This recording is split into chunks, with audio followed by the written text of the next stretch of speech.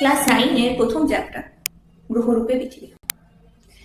পৃথিবী সূর্যের চারিদিকে ঘুরছে এবং সৌরমণ্ডলের তৃতীয় গ্রহ হচ্ছে পৃথিবী, যেটি এমন অবস্থানে রয়েছে যে এখানেই শুধুমাত্র প্রাণীর অস্তিত্ব দেখতে পাওয়া যায়, এখানেই জল তরল রূপে পাওয়া যায়।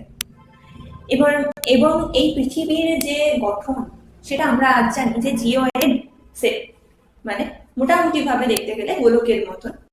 কিন্তু একটা সময় ছিল যখন কেউই এই কথাটা মানত না।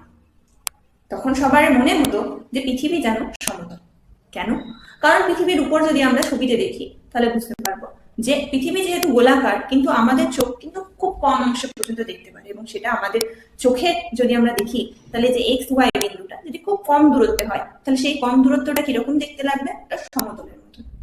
তাই আগেকার মানুষের কাছে সেরকম কোনো সুযোগ সুবিধা না থাকার কারণে, অতটা পরিমাণে বিজ্ঞানের উন্নত না হওয়ার কারণে ওনারাও মনে করতেন যে পৃথিবীকে যেহেতু সমতল দেখতে লাগে তাই পৃথিবী সমতল। এবং এই সমতল যে পৃথিবী, সেগুলোকে আমরা বিভিন্ন স্থানের মানুষ বিভিন্ন সময়ে কিন্তু সেম টু সেম কথা বলেছেন যে পৃথিবী যেন সমতল। আমরা মিশর মেসোপটেমিয়ায় যখন মানুষদের দেখি তখন দেখতে পাই 800 খ্রিস্টপূর্ব, মানে খ্রিস্ট জন্মেরও 800 বছর আগে, তখন তারা ভাবতো পৃথিবী যেন একটা। তেমনি ভূমধ্যসাগরীয় অঞ্চল, প্রাচীন অঞ্চল, যেখানে কবি ছিলেন, সাহিত্যিক ছিলেন, হোমার, হেসিওড, এবং দার্শনিক যাদের নাম থালেস, লিওসিপাস, ডেমোক্রিটাস, ঐতিহাসিক যার নাম হেকাটিয়াস, এরা সকলেই পৃথিবীকে সমতলী মানতেন বা চ্যাপ্টা মানতেন। ঠিক সেভাবে খ্রিস্টপূর্ব যখন আমরা 550 খ্রিস্টপূর্বতে দেখি, গ্রিক দার্শনিক ছিলেন, তার নাম ছিল অ্যানাক্সিমেন্ডার। তিনিও পৃথিবীকে সমতল ভাবতেন, এবং এই কল্পনার সাথে সাথে তিনি পৃথিবীর এমন একটা সমতল ভাবে একটা মানচিত্র বানিয়ে ফেলেন, যেটা বর্তমানে মানচিত্র গঠনের ক্ষেত্রে যে কার্টোগ্রাফি নিয়ম অনুযায়ী ছিল না। এবারে কার্টোগ্রাফি নিয়ম কি না, মানচিত্রের মধ্যে আমরা পর্বতকে একটা অন্য রঙে দেখাই, মালভূমিকে অন্য রঙে দেখাই, মানুষের বাসস্থানকে অন্যরকম দেখায়, স্কেল অনুযায়ী মাপি যে 1 সেন্টিমিটারে কতটা জায়গা আমরা দেখাচ্ছি। এই সমস্ত নিয়মগুলো যেগুলো এখন বর্তমানে মেনে আমরা ম্যাপ এঁকে থাকি, সেই নিয়মগুলো নিয়ে মানিনি। অবশ্য সময়টা অনেক পুরনো, ওটা হচ্ছে 550 সাল খ্রিস্টজন্মেরও আগে। ঠিক, তো এভাবে চলতে থাকে, মানুষেরা ভাবতে থাকে। কিন্তু একটা সময় আসে যখন কিছুজন বলে যে পৃথিবী কিন্তু সমতল নয়, এবং তারা তার সম্পর্কে ধ্যান ধারণা দেন। এর আগে পর্যন্ত অর্থাৎ কিনা আমরা দেখতে পাচ্ছি যে প্রথম দিকে ভারত এবং চীনের বিভিন্ন অংশ মানুষ কিন্তু এইভাবেই মনে করছিল। প্রথমবার খ্রিস্টজন্মের প্রায় 600 বছর আগে, মানে 600 খ্রিস্টপূর্বাব্দ দিকে, পিথাগোরাস তিনি বলেন যে পৃথিবী কিন্তু চারটা নয়, পৃথিবী হচ্ছে গোলাকার। গোলাকারও বলেনি, তিনি বলেন গোলকের মতন গোল, স্ফেরয়েড এর মতন দেখতে। আমাদের ভারতবর্ষ পিছিয়ে ছিল না, ভারতবর্ষে অনেকে ছিলেন, যেমন বরাহমিহির, আর্যভট্ট, তেমনি আরো যারা পণ্ডিত ছিলেন যেমন কোপার্নিকাস, তারাও বলেন যে হ্যাঁ, পৃথিবী কিন্তু গোলাকৃতির। এবার আরো দুজনের নাম আমরা পড়ি, যার নাম হচ্ছে, একজনের নাম অ্যারিস্টটল, একজন ছিল এরাটোস্থেনিস। এবার এরা কারা ছিল এখানে পিছন দিকে দেওয়া আছে, সেখান থেকে আমরা প্রথমে দেখে নেব, তাহলে আমাদের মনে থাকতে সুবিধা হবে। এদের পরিচয় জেনে নিই। তাহলে অ্যারিস্টটল একজন গ্রিক দার্শনিক ছিলেন, এরাটোস্থেনিসও দার্শনিক ছিলেন, গ্রিক দার্শনিক। এবার এই অ্যারিস্টটল প্রাকৃতিক বিজ্ঞান, অর্থনীতি, দর্শন প্রভৃতি বিষয়ে কিন্তু অনেক ধারণা দিয়েছেন এবং গ্রন্থ রচনাও করেছেন। তেমনি এরাটোস্থেনিস যিনি ছিলেন, তিনি ভূগোল, গণিত, জ্যোতির্বিদ্যা এসব বিষয়ে গুরুত্বপূর্ণ ধারণা দিয়েছিলেন। তিনি প্রথম বলেছিলেন পৃথিবীর পরিধি কত, ব্যাস কত, ব্যাসার্ধ কত। এমনকি তিনি এটাও বলেছিলেন যে ৩.৫ ডিগ্রি কোণ করে কিন্তু পৃথিবী হেলে আছে, অর্থাৎ কিনা পৃথিবীর যে মেরু থেকে যদি আমরা দেখি তাহলে এই কোণটা হচ্ছে 23.৫ ডিগ্রি। অবশ্যই মনে রাখা উচিত, আগে যখন আমরা ক্লাসে করেছিলাম তখন শুনেছিলাম 66.৫ ডিগ্রি, যেটার কারণে কিনা আমাদের কনফিউশন হতে পারে। তো কি হয় না, পৃথিবীর 2 মেরু রয়েছে, এই মেরু দুটোকে যদি আমরা যোগ করি তাহলে সেটা হবে, এবং এইটা হচ্ছে কোণ, অর্থাৎ কিনা মেরু যে রেখাটা তার সাপেক্ষে 23.৫ ডিগ্রি কোণে হেলে আছে। এবার আমরা যখন আগে পড়েছিলাম তখন পড়েছিলাম নিরক্ষীয় তলের সাপেক্ষে এই যে রেখাটা, এটা অক্ষ, সেটা 66.5 ডিগ্রি। তো ক্লিয়ার হলো ব্যাপারটা? নিরক্ষ রেখার সাপেক্ষে যখন বলবে বা নিরক্ষীয় তল সাপেক্ষে যখন বলবে, অর্থাৎ মাঝ বরাবর যখন বলবে, এই যে মাঝ বরাবর যখন বলবে তখন এটা উল্টো আঁকলাম, সরি, তখন এই অক্ষরেখাটা হচ্ছে 66.5 ডিগ্রি। ঠিক সেইভাবেই আমরা এটাকে যদি এই অক্ষ মানে মোট কথা দক্ষিণ মেরু উত্তর মেরু দিয়ে যে লাইনটা যাচ্ছে সেই লাইন অনুযায়ী মাপি, তখন সেটা হবে 23.5 ডিগ্রি। ক্লিয়ার? এই কথাগুলো কিন্তু ইনি বলেন। এমনকি ইনি বলেন যে এরা প্রথম যে জিওগ্রাফি শব্দটা বা ভূগোল শব্দটা তিনি প্রথম মানে বলেন যে এটাকে জিওগ্রাফি, এবং তার লেখা জিওগ্রাফির ভূগোলের গ্রন্থগুলো এখনো পর্যন্ত প্রচুর বিখ্যাত। এবার এরা দুজনা আমরা দেখলাম কি কি কাজ করেছিল, তেমনি এরা দুজনেরও বলেন যে খ্রিস্টপূর্ব যে 300 সাল সেখানে অ্যারিস্টটল বলেন যে পদার্থবিদ্যার সূত্র এবং অন্যান্য ধারণা বিজ্ঞান মিলিয়ে তিনি বলেন যে হ্যাঁ, পৃথিবী কিন্তু গোলাকার। তেমনি ইনি আরো বলেন যে পৃথিবী যেহেতু গোলাকার, তাই চাঁদের যে চন্দ্রগ্রহণের সময় যে চাঁদের ছায়া আমরা দেখতে পাই সেটা কিন্তু বাঁকা হয়। ঠিক? তো এছাড়াও তিনি আরো বলেন যে আমরা যখন জাহাজকে সমুদ্র পৃষ্ঠ মানে সমুদ্রের যে বন্দর থেকে বাইরে দিকে যেতে দেখি, তার মানে যদি এখান থেকে সমুদ্র থেকে এই অংশ থেকে একটা জাহাজ বেরোয়, তাহলে একটা সময় পর আমাদের চোখের সামনে থেকে জাহাজটা যেন হারিয়ে যায়। এটাও তিনিই বলেছিলেন। এগুলো ছিল মানে মোট কথা বিজ্ঞানকে দেখে এবং মানুষ পর্যবেক্ষণ করছে। কোনো একটা সিদ্ধান্ত আসার জন্য আমাদের কি করা হয়? পরীক্ষা, পর্যবেক্ষণ এবং সিদ্ধান্ত। অনেকে পরীক্ষা করবেন, তারপর পর্যবেক্ষণ করবেন এবং সিদ্ধান্ত আসবেন। সেরকমই অনেক ধরনের পর্যবেক্ষণ এনারা করেছিলেন। এছাড়াও আরো অনেকজনে অনেক পর্যবেক্ষণ করেছিলেন, সেগুলো আমরা পড়ব। এবার বলা হচ্ছে যে 250 সালের মধ্যে, খ্রিস্টপূর্বাব্দের মধ্যে, এরাটোস্থেনিস যিনি আছেন তিনি পৃথিবীকে গোলাকার ধরে প্রথমবার জ্যামিতিক পদ্ধতিতে কি করেন না, পরিধি নির্মাণ করেন। পরিধি কতটা হবে সেটাও কিন্তু ইনি বার করে দেন। এবার এটা তিনি কি করেন, দুটো শহর নেন তিনি পৃথিবীর উপরে, এবং সেই দুটো শহরের মধ্যে একটা দূরত্ব তিনি ঠিক করেন, এবং ঠিক দুপুর 12টা অর্থাৎ কিনা সূর্য কখন তার মাথার উপর আসছে সেই অংশটা মাপেন। এখানে দুটো শহরের নাম ছিল সিয়েন এবং দ্বিতীয়টা ছিল আলেকজান্দ্রিয়া। সিয়েন বর্তমানে লিবিয়াতে অবস্থান করছে এবং আলেকজান্দ্রিয়া মিশরে অবস্থান করছে। তো ইনি বলেন যে 21শে জুন, যেটা আমাদের কর্কট সংক্রান্তির দিন, সেদিন দুপুরবেলায় 12টার সময় সিয়েনে দেখেন তিনি যে মাথার উপর যখন সূর্য আসে তখন তিনি সময় দেখেন, এবং আলেকজান্দ্রিয়ার সময় দেখেন সেই একই সময়। এবং তিনি বলেন যে এই দুটো সময়ের মধ্যে এই দুটো যে দূরত্ব জায়গা, এদের মধ্যে দূরত্ব হচ্ছে 800 কিলোমিটার। এবং এই যে এই দুটো শহর রয়েছে সেই দুটোর তিনি হিসাব করেন যে কত ডিগ্রি কোণে এই সূর্য এখানের মধ্যে হেলে পড়ছে। অর্থাৎ সিয়েনে যখন লম্বভাবে কিরণ দিচ্ছে তখন এখানে কোনো একটা কোণ তৈরি করে সূর্য কিরণ দেবে, সেই কোণটার মান 7 ডিগ্রি 12 মিনিট। এবার তিনি বলেন যে 7 ডিগ্রি 12 মিনিট মানে হচ্ছে আমাদের 800 কিলোমিটার। তাহলে পুরোপুরি বৃত্তের মধ্যে কত ডিগ্রি থাকে? 360 ডিগ্রি। তাই 360 ডিগ্রিকে আমরা ওই সরল করে ওখানের মধ্যে উনি বার করে দেন যে 360 ডিগ্রি বাই 7 ডিগ্রি 12 মিনিট করে 50 বেরোয়, এবং সে আরো 50-এর সাথে 800 গুণ করে দেন। মানে মোট কথা 1/50 অংশের মধ্যে এই 800 কিলোমিটার পড়ছে। আচ্ছা, তো মোট কথা তিনি বার করে দেন পৃথিবীর পরিধি। সে এখন চলছে খ্রিস্টপূর্ব 250 সাল। ঠিক, এবার এখানের মধ্যে বলা হয় যে আমরা শুধুমাত্র এগুলোই নয়, আরো অনেক কিছু দেখতে পাই, তার উপর নির্ভর করে আমরা বলতে পারি পৃথিবী গোলাকার। এবার বুঝতে হবে পৃথিবী যে গোলাকার, এটা যদি পরীক্ষায় লিখতে দেয় তখন আমরা কি করে লিখবো? একটা হচ্ছে আমাদের প্রত্যক্ষ, একটা হচ্ছে পরোক্ষ। এতগুলো যেগুলো বলা হলো যে এই এনারা বিভিন্ন কাজ করেন, এগুলো একটা আমরা ধারণা হিসেবে বলতে পারি যে এনারা বলেন, এগুলোকে একটা ইন্ট্রো হিসেবে লেখা যেতে পারে। কিন্তু যখন প্রমাণ হিসেবে বলা হবে তখন আমরা এই পয়েন্টগুলোকে লিখব। এবার প্রথম পয়েন্টে বলা হচ্ছে যে পরিক্রমা। এগুলো আমরা আগে পড়েছিলাম যে ফার্দিনান্দ ম্যাগেলান বলে পর্তুগিজ নাবিক ছিলেন। উনি 1519 সালে বেরিয়ে যান জাহাজ নিয়ে, এবং তিনি ভিক্টোরিয়া নামক জাহাজে করে স্পেন থেকে স্পেনের সানলুকার ডি বারামেদা, আচ্ছা এটা একটু বড় করি তাহলে সুবিধা হবে। এই শহর থেকে বের হন, এই বন্দর থেকে, এবং পরে 20 সেপ্টেম্বর 1519-এর মধ্যে যাত্রা শুরু করে পরে তিনি 1522-এর মধ্যে তাদের এই জাহাজটা ফিরে আসে 6 সেপ্টেম্বর, এবং মাঝপথে তার মৃত্যু হয়। তিনি যখন যে সমুদ্র দিয়ে শুরু করেছিলেন সেটা হচ্ছে মহাসাগর দিয়ে, সেটা হচ্ছে প্রশান্ত মহাসাগর, এবং 1521 সালের 27 এপ্রিলের মধ্যে ফিলিপাইন্সের ম্যাকটান দ্বীপের মধ্যে তার মৃত্যু হয়। এখানে ফিলিপাইন্স অবস্থান করছে, সেখানের মধ্যে তার মৃত্যু হয়, এবং তারপর তার নিচে যারা সহকারী ছিলেন JS এলকানো, তিনি এবং 18 জন সঙ্গী এই জাহাজ নিয়ে আবার ফিরে আসেন সেই একই তটে, একই জায়গায়। তার ফলে তিনি প্রমাণ করে দেন যে পৃথিবীটা গোল, কেননা নইলে একটা স্থান যাবার পর তিনি আর ফিরে আসতে পারতেন না, একই রোড ধরে গেছেন, একই লাইন ধরে গেছেন, এবং তারপর সেম জায়গায় ফিরে এসেছেন।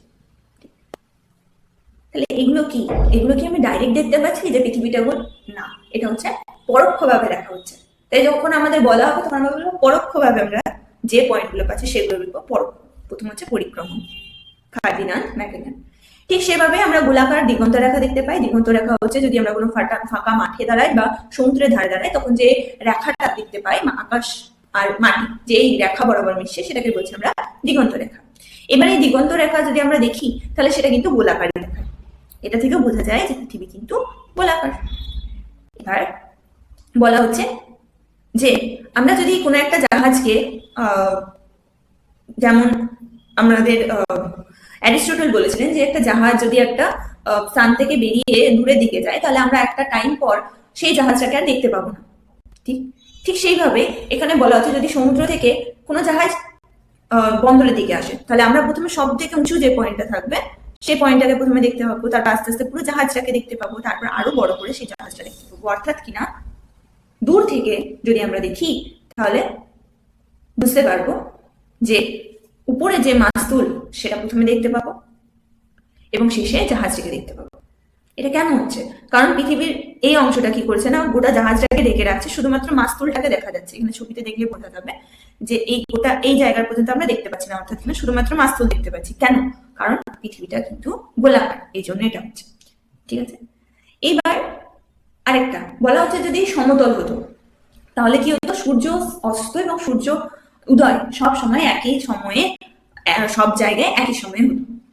ঠিক, কিন্তু কোথাও আগে হয় সূর্যোদয়, পূর্ব দিকে আগে সূর্য উঠতে দেখি আমরা, পশ্চিম দিকে পরে সূর্যোদয় দেখতে পাওয়া যায়।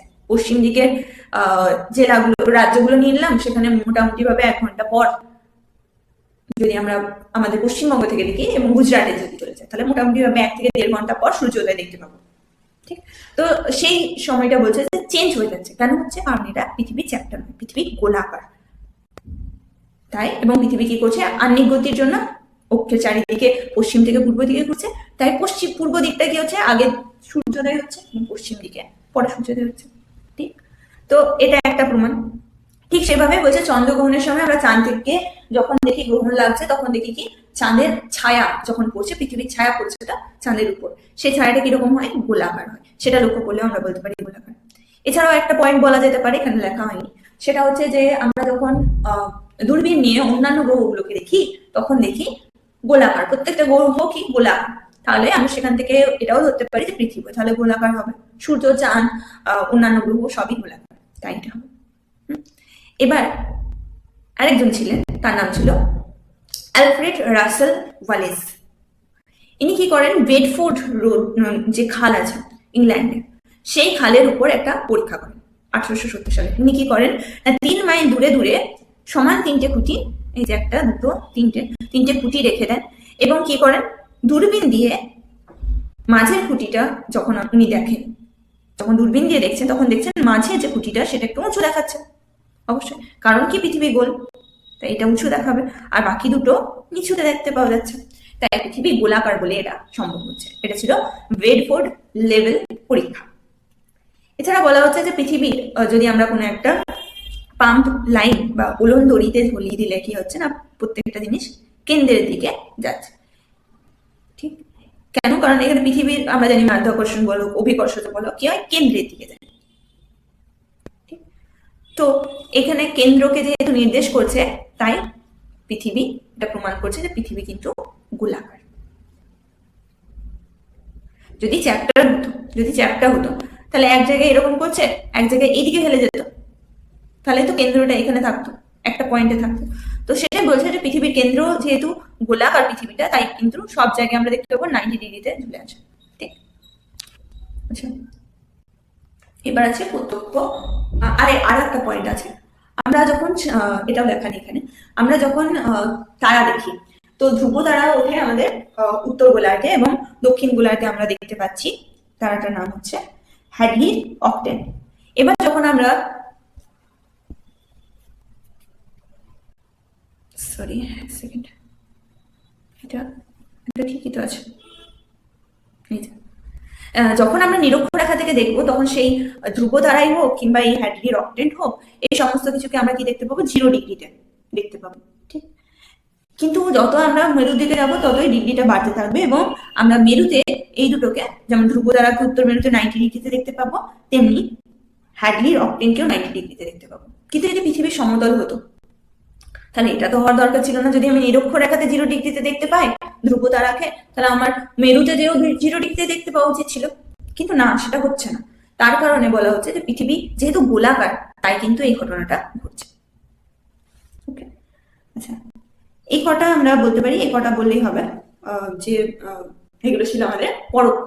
এমনি প্রত্যক্ষ কি জিনিস? প্রত্যক্ষ মানে হচ্ছে আমরা ডাইরেক্টলি যখন যারা মহাকাশচারী তারা যাবেন এবং তারা ছবি তুলবেন, সেটা কৃত্রিম উপগ্রহের সাহায্যে, তো তিনি তখন দেখবেন সবাই যে গোলাকার আকৃতি। তাই এরপর যখন সমস্ত কৃত্রিম উপগ্রহ, রকেট, মহাকাশযান থেকে যখন ছবি তোলা হলো, তখন অ্যাকচুয়ালি জানা গেল যে পৃথিবী গোলাকার। ওকে, এবার তাহলে আমরা বুঝলাম যে পৃথিবীর আকৃতি কি না গোল, স্ফেরয়েড, এগুলো তো বুঝে গেলাম আমরা। স্ফেরয়েড যিনি বলছে পিথাগোরাস বলছেন। এইবার সেকেন্ড পয়েন্ট আছে, পৃথিবী কি সত্যি কি গোল? না, পৃথিবী অ্যাকচুয়ালি গোলকের মতন গোল বলা মানে কি পুরোপুরি গোল, তাই তো? কিন্তু পৃথিবী পুরোপুরি গোল আকার নয়, বা গোলকের মতন নয়, বা ফুটবলের মতন নয়। তাহলে পৃথিবী কার মতন? অভিগত গোলকের মতন। এবার এই অভিগত গোলক কি জিনিস বুঝতে হবে। তো পৃথিবী বলছে যে যদি কোনো একটা জিনিস, এই যে অক্ষরেখা, ঠিক অক্ষরেখা বরাবর কি হচ্ছে, পশ্চিম থেকে পূর্ব দিকে পৃথিবী ঘুরছে।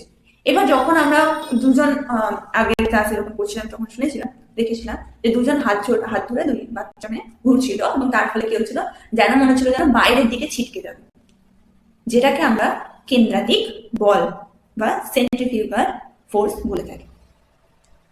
এবার এই সেন্ট্রিফিউগাল ফোর্স নিরক্ষরেখা বরাবর বেশি কাজ করবে তার ফলে, এবং এই ব্যাসটা তখন বেড়ে যাবে, অর্থাৎ মাঝখানটা একটু বেশি চ্যাপ্টা হয়ে যাবে এবং মেরু দিকটা মাঝখানটা একটু বেশি স্ফীত হয়ে যাবে এবং মেরু দিকটা চ্যাপ্টা হয়ে যাবে। এখানে বলা হচ্ছে যে পৃথিবী গোলাকার হলেও একেবারে নিখুঁত গোলক নয়। পৃথিবী নিজের অক্ষের উপর পশ্চিম থেকে পূর্বে আবর্তন করে এবং আবর্তনের ফলে কেন্দ্রাতিক বলের সৃষ্টি হয়। ফলে পৃথিবী নিরক্ষীয় অঞ্চল কিছুটা স্ফীত বা চওড়া হয়ে যায় এবং মেরু অঞ্চল চারপাত হয়ে যায়, এবং এই আকৃতিটাকে আমরা অবলেট স্ফেরয়েড বা অভিগত গোলক বলে থাকি। নিরক্ষরেখা বরাবর 12,757 কিলোমিটার, তেমনি মেরু বরাবর 12,714 কিলোমিটার, অর্থাৎ প্রায় 43 কিলোমিটারের পার্থক্য দেখতে পাই। এই কেন্দ্রাতিক বল হচ্ছে পৃথিবীর আবর্তনের কারণে বাইরের দিকে যে বলটা সৃষ্টি হয় সেটা, এবং এর কারণে এই ধরনের অভিগত গোলক সৃষ্টি হচ্ছে। এবার এই অভিগত গোলক পৃথিবী, এটা কিভাবে প্রমাণ করা যায়? বলা হচ্ছে প্রথমত আমরা মেপে নিলাম যে নিরক্ষরেখার দিকে বেশি ব্যাসার্ধ, ব্যাসও বেশি হবে, ব্যাসও বেশি হবে, তেমনি মেরুর দিকেও ব্যাস কম, প্রায় 43 কিলোমিটারের পার্থক্য, যেটা ডাইরেক্ট একবারে প্রমাণ হয়ে গেল।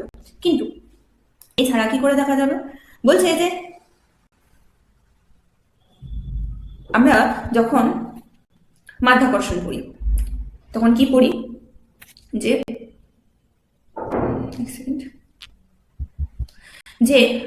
পৃথিবী বলছে যে কোনো দুটো বস্তু একে অপরকে আকর্ষণ করে, এবং সে আকর্ষণ বল সেই দুটো বস্তুর ভরের গুণফলের সমানুপাতিক এবং তাদের মধ্যে থাকা দূরত্বের বর্গের ব্যস্তানুপাতিক। এবং এখানের মধ্যে আমরা F=G দিয়ে একটা কনস্ট্যান্ট দিয়ে এটাকে বানিয়ে থাকি এই ফর্মুলাটা। অর্থাৎ কিনা মেইনলি বলা হচ্ছে যে যত দূরত্ব বাড়বে, যেহেতু দূরত্বের বর্গের ব্যস্তানুপাতিক, তাই যত দূরত্ব দুটো পয়েন্টের মধ্যে বাড়বে তত টানটা মহাকর্ষীয় টানটা কম হবে। এবার পৃথিবীর ক্ষেত্রে যখন এই টানটা মাপা হয় তখন আমরা সেটাকেই বলি অভিকর্ষজ বল। তাই নিরক্ষরেখা থেকে যদি আমি দেখি তাহলে পৃথিবীর উপরে একটা পয়েন্ট আছে নিরক্ষরেখার দিকে, সেই পয়েন্টের দূরত্বটা বেশি, ফলে টানটা মেরু অঞ্চলে যে অংশটা থাকবে সেখানে টানের থেকে কম হয়ে যাবে। কেন? কারণ দূরত্বটা অ্যাকচুয়ালি কমে যাচ্ছে না। মেরুতে দূরত্বটা 714, তেমনি এখানে 757। তাহলে এখানে দূরত্ব যেহেতু বাড়ছে তাই আকর্ষণ বলটা কমে যাবে নিরক্ষরেখা বরাবর। আর মেরুতে যেহেতু দূরত্বটা কমে যাচ্ছে তাই আকর্ষণ বলটা, টানটা বেড়ে যাবে। এবার এই বিষয়টাকে কাজে লাগানো হচ্ছে। এবার আরেকটা জিনিস আমরা পড়ে থাকি, ভর আর ওজন বা ভার। এবার ভর মানে হচ্ছে এম, মানে কতটা পরিমাণ পদার্থ সেখানের মধ্যে আছে, আর ওজন মানে হচ্ছে এম ইন্টু জি। জি মানে গ্র্যাভিটেশনাল ফোর্স বা অভিকর্ষজ বল। এই অভিকর্ষজ বল জি যেহেতু নিরক্ষরেখায় কম এবং মেরুতে বেশি, তাই মেরুর দিকে কি হবে? ওজন বেশি হবে। ভর একই থাকবে, ভার আলাদা হবে, ওজন আলাদা হবে। তাহলে ওজনটা মেরুতে বেশি হবে আর নিরক্ষীয় অঞ্চলে কম হবে। বুঝে গেল? এবার এই মাধ্যাকর্ষণ শক্তির কারণে এর ফলে আরেকটা ঘটনা ঘটে, এটাকে বলে গ্র্যাভিটেশনাল অ্যানোমালি ইংরেজিতে। এবং এখানে আরেকটা ঘটনা ঘটবে, যেহেতু আকর্ষণ বল বা টানটা মেরু বরাবর বেশি, তাই এখানের মধ্যে যে মেরু অঞ্চলের মধ্যে অনেক দামি দামি জরুরি মেটেরিয়াল, ধাতু, জিনিসপত্র, পদার্থ এখানের মধ্যে বেশি জমা আছে। আর নিরক্ষীয় অঞ্চলে সেটা কম, মানে কম ভাবে আছে। যেহেতু আকর্ষণ বলটা বেশি তাই ওখানে বেশি জমা হয়ে আছে। তাই আমরা যদি নিউজ দেখি বা খবরের দিকে নজর রাখি তাহলে আমরা দেখতে পাবো যে মেরু অঞ্চলের দিকে যতগুলো দেশ আছে তারা কিন্তু মেরু অঞ্চলকে ছাড়তে চায় না। তারা চায় মেরু অঞ্চল, সুমেরু হোক বা কুমেরু হোক, সেই অঞ্চলগুলোর মধ্যে থেকে খনিজ উত্তোলন করতে। খুব ইম্পর্টেন্ট পয়েন্ট হয়ে যাবে মেরুগুলো। এছাড়াও এখানে বলা হচ্ছে যেহেতু এই মাধ্যাকর্ষণ শক্তির প্রভাব পরিবর্তন হচ্ছে, তাই নিরক্ষীয় অঞ্চল স্ফীত হওয়ার কারণে পৃথিবীর কেন্দ্র থেকে সবচেয়ে দূরে অবস্থিত, তাই মাধ্যাকর্ষণ শক্তি কম হয়ে যাচ্ছে। এবং এই জিনিসটাকে প্রথমবার ফরাসি বিজ্ঞানী যা রিচার্ড 1671 সালে দোলক ঘড়ি নিয়ে নিরক্ষরেখা অঞ্চলে যখন দেখেন তখন বলেন যে 2.5 মিনিট ধীরে ঘড়িটি চলছে। এই দোলক ঘড়িটা টান যেরকম থাকবে তার উপর নির্ভর করে ঘড়ি চেঞ্জ হবে, তার জন্য সেটা হচ্ছে 2.5 মিনিট দেরিতে চলছে। এবং মেরুতে যেহেতু মাধ্যাকর্ষণ বেশি তাই ঘড়িটি ঠিক সময়ে চলছে। এই জিনিসটা লক্ষ্য করেন। এর ফলে বোঝা যাচ্ছে যে অভিগত হলো। এবার বলা হচ্ছে যে যদি আমরা নিরক্ষরেখা দেখি এবং মেরু দেখি, মানে কি জিনিস বলছে, এখানের মধ্যে নিরক্ষরেখা একটা যাচ্ছে, দুটো যাচ্ছে, এভাবে 90 পর্যন্ত যাচ্ছে, এই পয়েন্ট পর্যন্ত, তেমনি এদিকে যাচ্ছে একটা, দুটো, এরকম ভাবে। এখানে বলা হচ্ছে যত আমরা মেরুর দিকে যাব না তত এই যে এই 1 ডিগ্রি ছিল, এটা 2 ডিগ্রি ছিল। একটু ভালো করে আঁকবার চেষ্টা করি যাতে বুঝতে সুবিধা হয়।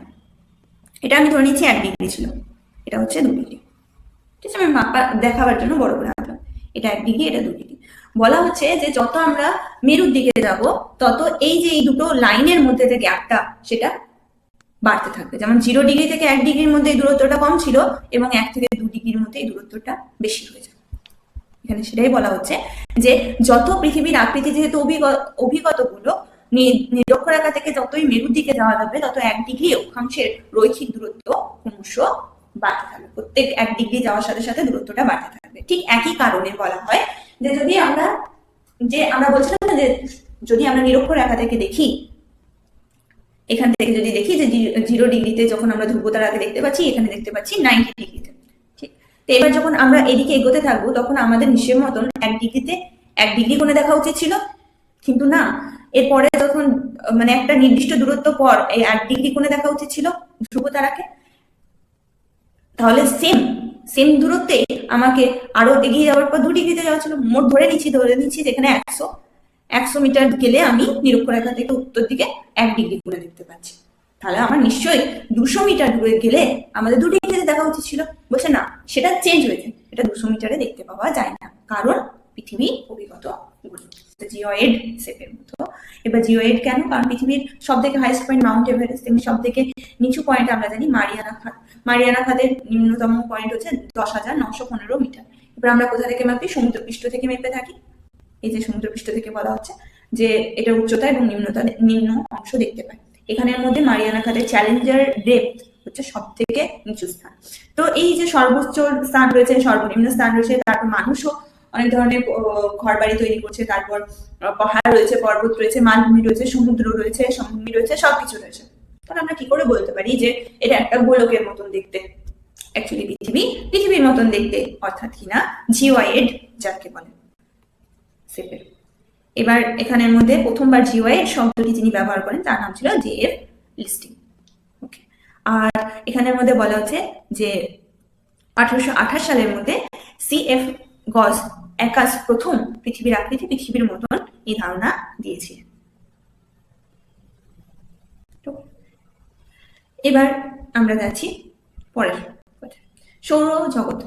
সৌরজগতের ব্যাপারে আমরা জানি, আগের ক্লাসেও করেছিলাম যে সূর্যের চারিপাশে প্রত্যেকটা গ্রহ ঘুরছে, অর্ডারে দেওয়া আছে, মানে বুধ, শুক্র, পৃথিবী, মঙ্গল, বৃহস্পতি, শনি, ইউরেনাস, নেপচুন। এবং প্লুটোকে আমরা বামন গ্রহ হিসাবে বা ডুয়ার্ফ প্ল্যানেট হিসাবে আখ্যা দিই। এখানের মধ্যে যারা ইন্টারন্যাশনাল অ্যাস্ট্রোনমিক্যাল ইউনিয়ন আছে, এটা একটা গোষ্ঠী, তারা কি করে না, তারা বলে 2006 সালে প্লুটো একটা বামন গ্রহ। কেন? প্লুটো নির্দিষ্ট কোনো কক্ষপথ নেই, এখানে দেওয়া আছে, আমি লিখে রেখেছি যে পৃথিবী, আমি তখন দেখবো কক্ষপথ তেমন নির্দিষ্ট। কালারটা চেঞ্জ করে নিতে হবে, হ্যাঁ ঠিক আছে। পৃথিবীর অ্যাকচুয়ালি কোনো প্লেটোর কোনো নির্দিষ্ট কক্ষপথ নেই, তেমনি উদস্থিতিক ভারসাম্য এখানের মধ্যে রয়েছে। উদস্থিতিক ভারসাম্য কি? প্রত্যেকটা গ্রহ কি করছে, যেমন আমরা পৃথিবীর কেন্দ্র দিকে টানটা দেখলাম, সেটাকে বলছি অভিকর্ষজ টান, তেমনি প্লুটোর মধ্যেও কিন্তু অভিকর্ষজ টান দেখতে পাবো, রাইট?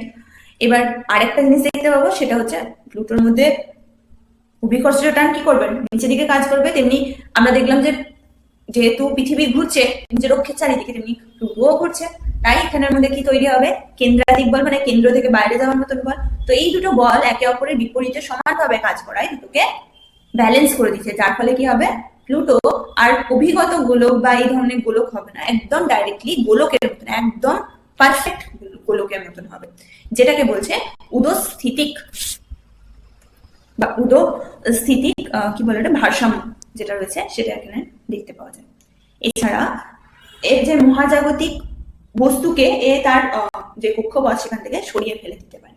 মানে কি, প্লুটোর কি হবে, প্রত্যেকটা জিনিসের মধ্যে কি হবে, প্রত্যেকটা বস্তুর মধ্যে মাধ্যাকর্ষণ শক্তি কাজ করবে, সেরকমই তার সামনে আসা কোনো একটা গ্রহকে কি করবে, গ্রহ বা হোক বা যে কোনো জ্যোতিষ্ক হোক না কেন, মহাজাগতিক যে কোনো বস্তু হোক না কেন, সে সরিয়ে দেবে। তাই এই যে এই মেনলি এই কক্ষপথটা সেম থাকে না, এর জন্য প্লুটোকে বামন গ্রহ, রস্যুটা আসেনি, প্লুটোটাকে বামন গ্রহ কিন্তু বলা হয়েছে। এগুলো কারণ হিসাবে বইয়ে দেওয়া আছে। এবার আমরা যাচ্ছি আরো কয়েকটা পয়েন্টে। এখানে আমরা জানতাম যে বুধ, শুক্র, পৃথিবী, মঙ্গল এই চারটে গ্রহকে ইনার প্ল্যানেট বলা হয় বা অন্তস্থ গ্রহ বলা হয়। তেমনি আউটার প্ল্যানেট হলো বৃহস্পতি, শনি, ইউরেনাস, নেপচুন। এবার বুধ, শুক্র, পৃথিবী, মঙ্গল এগুলোর মধ্যে পৃথিবী এবং বৃহস্পতি, শনি, ইউরেনাস, নেপচুন এই প্রত্যেকটা গ্রহের মধ্যে পৃথিবীর ঘনত্ব হচ্ছে সব থেকে বেশি, ঠিক? এবার পৃথিবীর ঘনত্ব সব থেকে বেশি এবং পৃথিবীকে নীল গ্রহ বলা হয়, কারণ পৃথিবীর মধ্যে 3 ভাগ জল 1 ভাগ স্থল রয়েছে, তাই পৃথিবীকে বাইরের থেকে মহাকাশ থেকে দেখলে নীল রঙে দেখতে লাগে, তাই পৃথিবীর কে নীল গ্রহ বলা হচ্ছে। আর পৃথিবীর ঘনত্ব সব থেকে বেশি এবং শনি যে গ্রহটা রয়েছে তার ঘনত্ব সবচেয়ে কম। সিমিলারলি বলা হচ্ছে যে আপেক্ষিক ভর বৃহস্পতির সব থেকে বেশি। আপেক্ষিক ভর মানে কি জিনিস না, বলা হচ্ছে যে কোনো কিছুর আপেক্ষিক যখন বলবে না, তখন কোনো কিছু সাপেক্ষে বলবে। যদি আমরা পৃথিবীর ভরকে সাপেক্ষে ধরে নিই, পৃথিবীর ভরের সাপেক্ষে বৃহস্পতির ভর বলা হয় একটা অনেক গুণ ভারী, মোট কথা, ঠিক আছে? আর এক সেকেন্ড, আমি এটা বলে দিচ্ছি ডাইরেক্ট কত গুণ ভারী, তাহলে সুবিধা হবে। বলছে প্রায় 318 গুণ হচ্ছে ভারী কে বৃহস্পতি পৃথিবী থেকে। তেমনি বুধ হচ্ছে 0.055 মানে 0.005 মানে গুণ ভারী, মানে মোট কথা 55/1000 গুণ ভারী, মানে খুবই কম, মানে পৃথিবীর থেকেও কম বুধ, অর্থাৎ কিনা সর্বনিম্ন ভরযুক্ত, মানে আপেক্ষিক ভর। পৃথিবীর সাপেক্ষে মাপা হচ্ছে পৃথিবীর ভরকে 1 ধরে নিয়ে আমরা বাকি গুলোর মাপছি। বুধটাকে মাপলে 0.055 হবে, তেমনি গুণ হবে পৃথিবীর, তেমনি বৃহস্পতিকে মাপলে 318 গুণ হবে, যেটা কিনা সর্বোচ্চ। অর্থাৎ বৃহস্পতি হচ্ছে সর্বোচ্চ আপেক্ষিক ভরযুক্ত গ্রহ, তেমনি বুধ হচ্ছে সর্বনিম্ন আপেক্ষিক ভরযুক্ত গ্রহ। এইবার বলা হচ্ছে যে এখানের মধ্যে সবচেয়ে বেশি যার আমরা দেখতে পাচ্ছি উপগ্রহের সংখ্যা, সেটা হচ্ছে আমাদের বৃহস্পতি। আর বুধ আর শুক্রের মধ্যে কিন্তু কোনো উপগ্রহ দেখতে আমরা পাই না। আর পৃথিবীতে আমরা জানি চাঁদ, তার মানে হচ্ছে একটা। ওকে, আচ্ছা, রিং কার মধ্যে দেখতে পাচ্ছি শনির, শনিতে রিং দেখতে পাওয়া যাচ্ছে। এবার আমরা যাচ্ছি পরের পেজে। আমরা এখনই বললাম যে পৃথিবীর ঘনত্ব হচ্ছে সব থেকে বেশি, যার কারণে কি বলছে আপেক্ষিক গুরুত্ব সব থেকে বেশি। আপেক্ষিক গুরুত্ব মানে কি? আপেক্ষিক মানে বললাম যে আমাদের কোনো কিছু না কোনো কিছু সাপেক্ষে।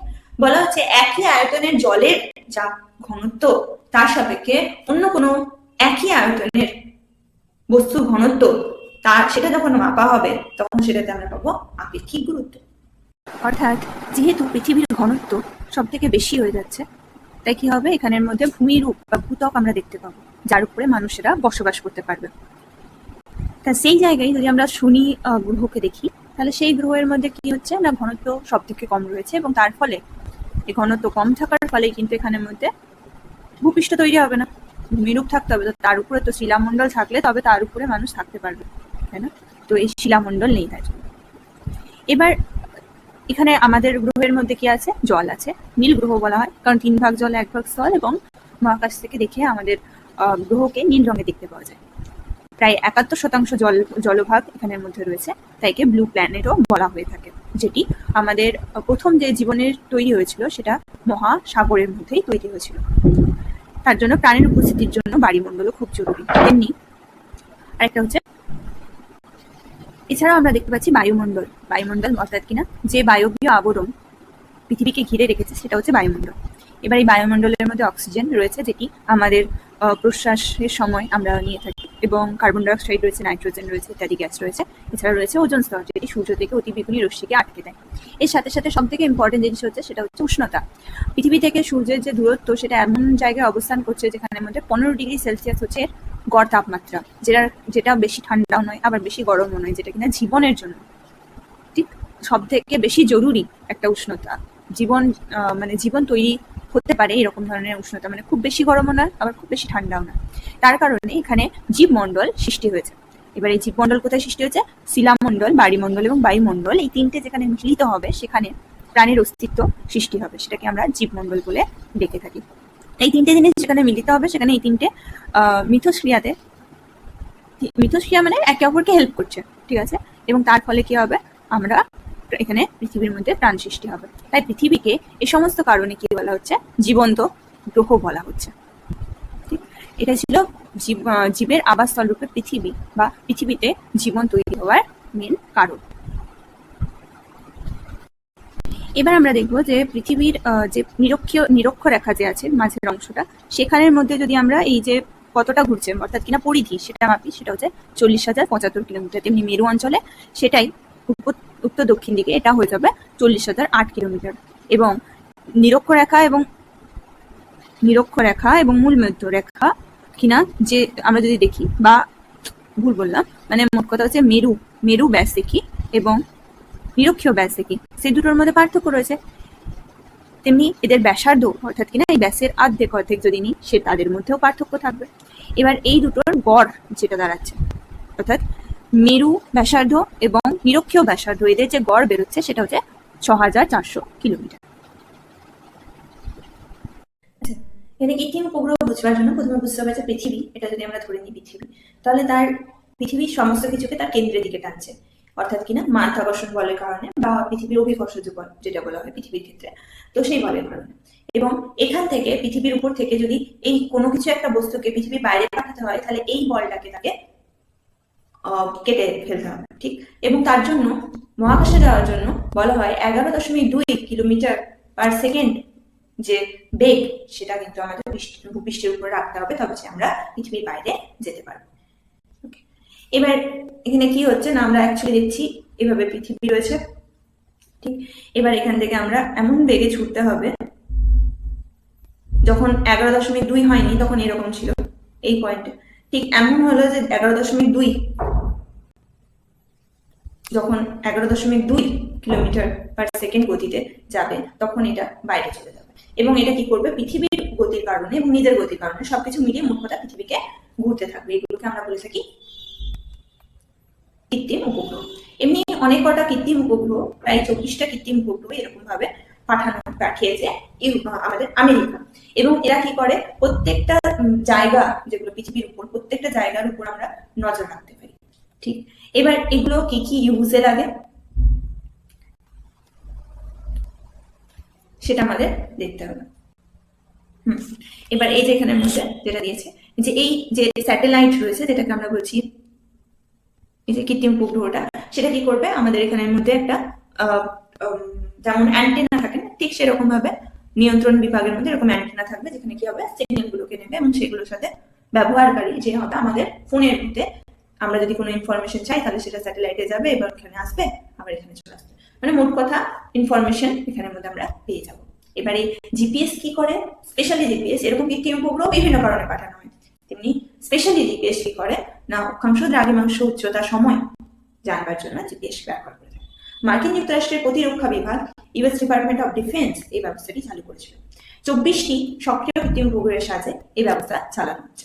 এবার এখানে কি করা হয়, অবস্থান নির্ণয় করা যেতে পারে, কোন স্থানের নিখুঁত অবস্থান এখানের মধ্যে জানা যায়, তেমনি দিক নির্ণয় করা হতে পারে, বিমান জাহাজ আধুনিক গাড়ির দিক কোন দিকে যাচ্ছে সেটা উপর থেকে আমরা নজর রাখতে পারি, না। তারপর সময়, অ্যাকচুয়াল সময় কি সেটা জানবার জন্য জিপিএস কে ব্যবহার করা হয়, তেমনি উদ্ধার কাজ, কোথাও বিপর্যয় হয়েছে, মানুষ যেতে পারছে না, সেখান থেকে উপর থেকে ছবি তুলবে এবং সেখান থেকে বলে দেবে যে এখানের মধ্যে এই জায়গার মধ্যে এইরকম অবস্থা আছে, ঠিক। তেমনি মানচিত্র তৈরি করবার জন্য, নির্ভুল মানচিত্র তৈরি করবার জন্য কি হবে, পৃথিবীর বাইরে থেকে পৃথিবীর ছবি তোলা হবে, তার ফলে সেখানে নির্ভুল মানচিত্র পেয়ে যাবো আমরা। প্রতিরক্ষা, সেনাবাহিনীর বিভিন্ন কাজে ব্যবহৃত হয়ে থাকে, সেনাবাহিনী কি করবে, বাকিদের নজর রাখা, বর্ডার এলাকাতে এসব কাজে। এখানে স্পেশালি জিআইএস সিস্টেমের কথা বলা আছে, যেটা হচ্ছে জিওগ্রাফিক ইনফরমেশন সিস্টেম, অর্থাৎ কিনা ইনফরমেশন কম্পিউটার ব্যবস্থার মাধ্যমে মানচিত্র এবং অন্যান্য ভৌগোলিক তথ্য সংরক্ষণ এবং বিশ্লেষণ করার ব্যবস্থাকে জিআইএস বলে। আমাদের ভারতবর্ষেও এই ধরনের কৃত্রিম উপগ্রহ তৈরি করা হয় এবং পাঠানো হয়। ইসরো হচ্ছে আমাদের মেন অর্গানাইজেশন, অর্থাৎ ইন্ডিয়ান স্পেস রিসার্চ অর্গানাইজেশন, যেটি 1969 সালের 15 আগস্ট স্থাপিত হয়েছিল, যা ভারতের মহাকাশ গবেষণা সংস্থা। এবং এইখানের মধ্যে যে এই জিপিএস সিস্টেম সেটা অ্যাকচুয়ালি মার্কিন মহাকাশ গবেষণা সংস্থা, মানে যেটাকে আমরা নাসা বলে জানি, সেখানের থেকে তৈরি করা। এখানে পুরো পৃথিবীর গ্লোবাল বলা হচ্ছে না, পুরো পৃথিবীকে নজর রাখা যায়। তেমনি আমাদের একটা সিস্টেম আছে নাভিক বলে, সেম কাজ করে, বরঞ্চ জিপিএস থেকে বেশি ভালো পিকচার দিতে পারে। আমরা 5 থেকে 10 মিটার, এক সেকেন্ড আমি কনফার্ম হয়ে নিই যখন বলি, কারণ আমি চাই না যে ভুলভাল আমি কিছু বলে ফেলি। এখানের মধ্যে বলা হচ্ছে যে এখানের মধ্যে নাভিক প্রায় সাধারণত 5 থেকে 10 মিটারের মধ্যে। ইসরোর যে নাভিক আছে সেটি জিপিএস থেকে অনেক ভালো, এবং বেসামরিক যে ব্যবহারের জন্য, বেসামরিক অর্থাৎ কিনা আমাদের মিলিটারিতে তো ভালো ছবি দরকার বর্ডারের জন্য, কিন্তু আমাদের অতটা ভালো দরকার নেই, সেখানেও সাধারণত 5 থেকে 10 মিটারের মধ্যে থাকে। তাহলে আমরা কেন এটাকে ব্যবহার করি না? দুটো কারণ। একটা কারণ হচ্ছে যে এটার মধ্যে, এই যে ইসরোর মধ্যে আমরা দেখতে পাচ্ছি যে নাভিক সিস্টেমটা, সেটা কিন্তু শুধুমাত্র ভারতবর্ষ এবং আমাদের আশেপাশে কিছুটা অংশ জুড়ে ব্যবহার করা হয়, অতটা পরিমাণে আমরা প্রচলন নেই। আর আমাদের বেশিরভাগ ক্ষেত্রে কিন্তু নাভিককে ব্যবহার করা হয় সামরিক ক্ষেত্রে, অর্থাৎ কিনা মিলিটারিতে ব্যবহার করা হয়। ওকে, এবার প্রথম যে উপগ্রহটি আমরা পাঠিয়েছিলাম তার নাম হচ্ছে আর্যভট্ট, ইসরো থেকে।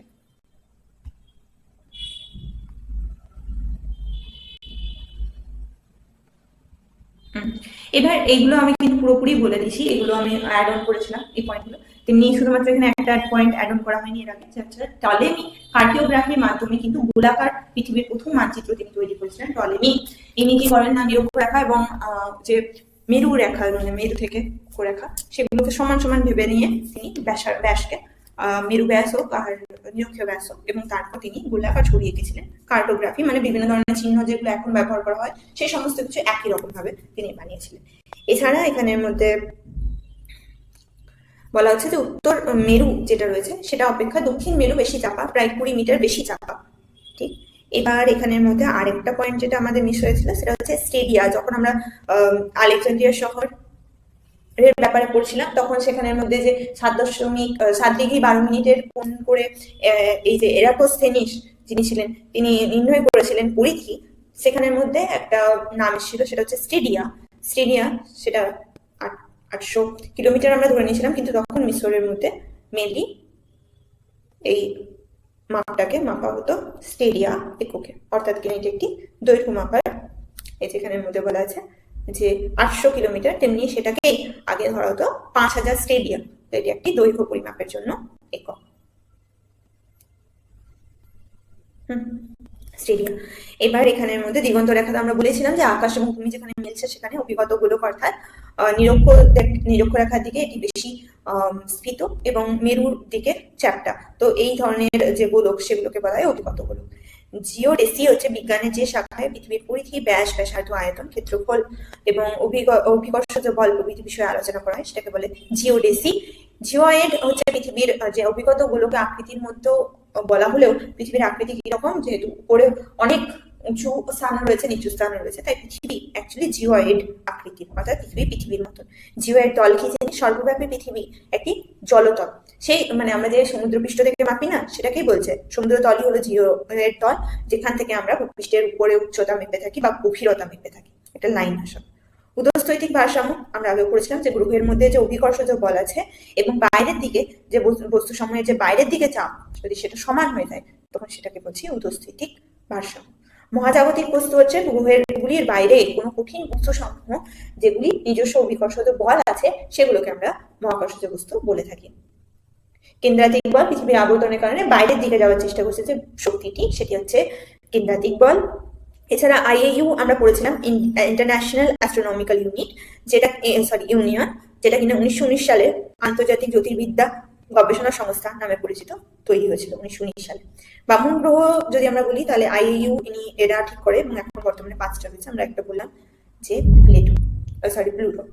আর জলগ্রহ হচ্ছে আমরা বললাম 3 ভাগ জল 1 ভাগ স্থল, তাই পৃথিবী নীল রঙের দেখায় বাইরের থেকে, তাই এটাকে নীল গ্রহ বা জলগ্রহ বলা হয়। জলচক্র প্রথমে বৃষ্টির মানে বাষ্পীভবন হলো জল ভাগ থেকে, এবং তারপর সেই ঘূর্ণিভবনের মাধ্যমে মেঘ সৃষ্টি হবে, তারপর বৃষ্টি হবে, মানে অধঃক্ষেপণ হবে, বিভিন্ন রূপে হতে পারে। তো এই যে চক্র চলছে না, চক্রাকার ঘটনা, সেটাকেই বলছে জলচক্র। ওকে, তো এটাই ছিল আমাদের প্রথম চ্যাপ্টারটা।